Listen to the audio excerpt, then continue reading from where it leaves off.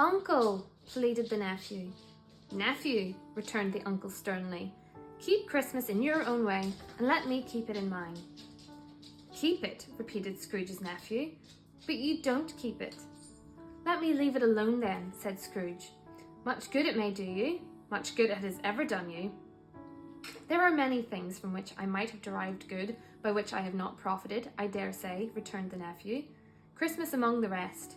But I am sure I have always thought of Christmas time when it has come around, apart from the veneration due to its secret name and origin, if anything belonging to it can be apart from that, as a good time, a kind, forgiving, charitable, pleasant time, the only time I know of in the long calendar of the year when men and women seem by one consent to open their shut-up hearts freely, and to think of people below them as if they really were fellow passengers to the grave, and not another race of creatures bound on other journeys.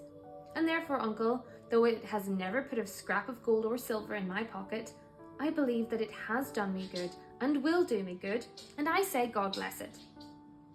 The clerk in the tank involuntarily applauded. Becoming immediately sensible of the impropriety, he poked the fire and extinguished the last frail spark forever. "Let me hear another sound from you," said Scrooge, "and you'll keep your Christmas by losing your situation. You're quite a powerful speaker, sir," he added, turning to his nephew. "I wonder you don't go into Parliament." "Don't be angry, uncle. Come, dine with us tomorrow." Scrooge said that he would see him. Yes, indeed he did. He went the whole length of the expression, and said that he would see him in that extremity first. "But why?" cried Scrooge's nephew. "Why?" "Why did you get married?" said Scrooge. "Because I fell in love." "Because you fell in love," growled Scrooge, as if that were the only thing in the world more ridiculous than a Merry Christmas. "Good afternoon." "Nay, uncle, but you never came to see me before that happened. Why give it as a reason for not coming now?" "Good afternoon," said Scrooge. "I want nothing from you. I ask nothing of you. Why cannot we be friends?" "Good afternoon," said Scrooge. "I am sorry, with all my heart, to find you so resolute. We have never had any quarrel, to which I have been a party, but I have made the trial in homage to Christmas, and I'll keep my Christmas humour to the last. So, a Merry Christmas, uncle." "Good afternoon," said Scrooge. "And a Happy New Year." "Good afternoon," said Scrooge. His nephew left the room without an angry word, notwithstanding. He stopped at the outer door to bestow the greetings of the season on the clerk, who, cold as he was warmer than Scrooge, for he returned them cordially. "There's another fellow," muttered Scrooge, who overheard him. "My clerk, with 15 shillings a week, and a wife and family, talking about a Merry Christmas. I'll retire to Bedlam." This lunatic, in letting Scrooge's nephew out, had let 2 other people in. They were portly gentlemen, pleasant to behold, and now stood with their hats off in Scrooge's office. They had books and papers in their hand, and bowed to him. "Scrooge and Marley's, I believe," said one of the gentlemen, referring to his list. "Have I the pleasure of addressing Mr. Scrooge or Mr. Marley?" "Mr. Marley has been dead these 7 years," Scrooge replied. "He died 7 years ago, this very night." "We have no doubt his liberality is well represented in his surviving partner," said the gentleman, presenting his credentials. It certainly was, for they had been 2 kindred spirits. At the ominous word liberality, Scrooge frowned and shook his head and handed the credentials back.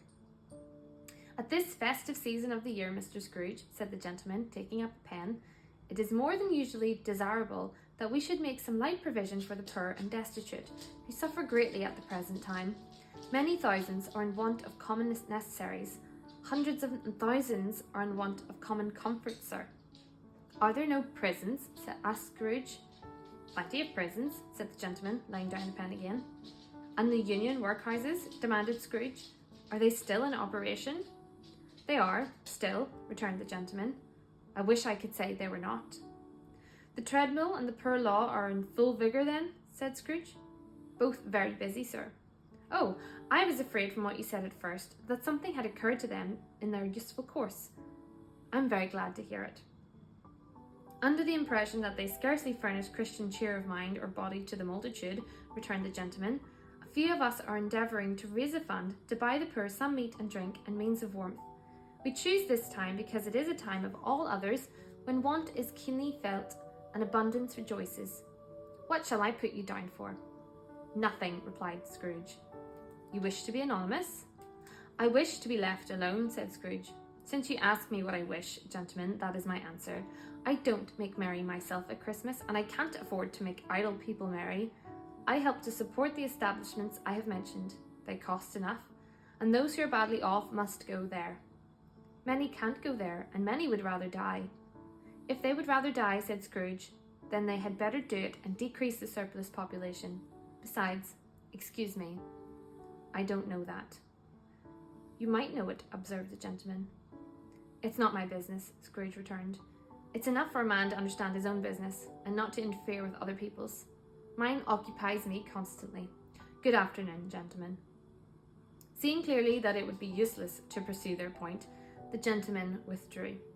Scrooge resumed his labours with an unimproved opinion of himself and a more facetious temper than was usual of him. Meanwhile, the fog and darkness thickened so that people ran about with flaring lamps, proffering their services to go before horses and carriages and conduct them on their way.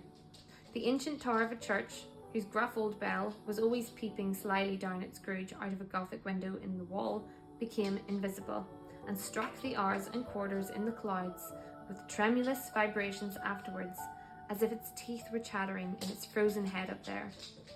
The cold became intense. In the main street, at the corner of the court, some labourers were repairing the gas pipes and had lighted a great fire in a brazier, round which a party of ragged men and boys were gathered, warming their hands and winking their eyes before the blaze in rapture. The water plug being left in solitude, its overflowing sullenly congealed and turned to misanthropic ice.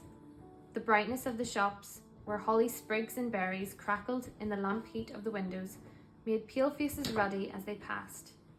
Poulterers' and grocers' trades became a splendid joke, a glorious pageant, with which it was next to impossible to believe that such dull principles as bargain and sale had anything to do.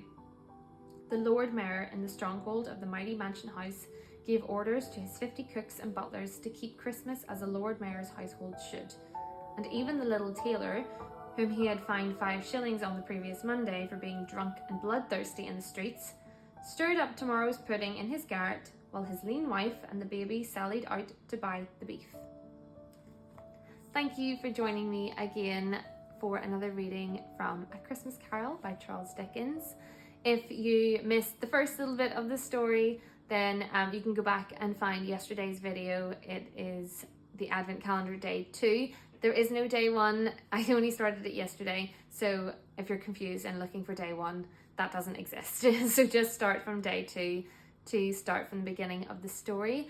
And do let me know if you're going to be joining along each day to follow the story of A Christmas Carol. And I'll see you tomorrow.